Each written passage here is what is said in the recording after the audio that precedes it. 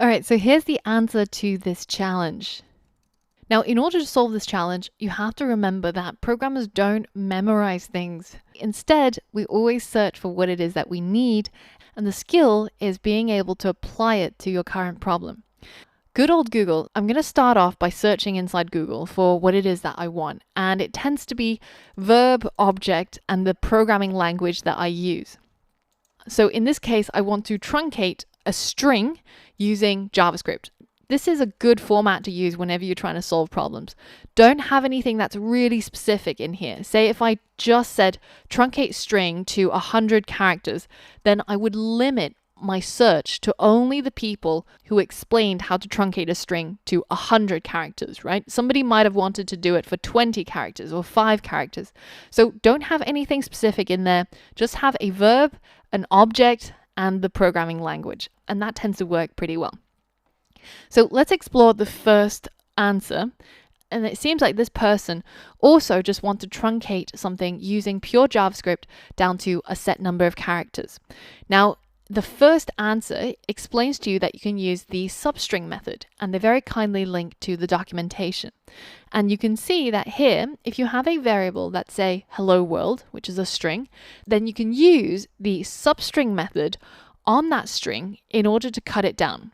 So in this case, if we're saying that we want to cut it down from 1 to 4, then remember that programming starts from 0. So we would take the first character of our hello world, so at this position, and then we would end at the 4th character. So if I now hit try it, you can see that I just get ELL space. And if I change this to say 0 and 3, then I will start from the beginning and I will only take the first 3 characters. So now if I hit run and hit try it, then I only get HEL. So let's apply this substring method to our code to make it do what we want. The part that we want to truncate is our post.content, and we want to do it inside our home.ejs, where we've got access to each and every post's content. Right at the end here, I'm going to tag on that method, substring, and then I need to specify a from and a to. So the from is going to be from the very beginning, so the 0th character. And the end is going to be at the 100th character, so 0, 100.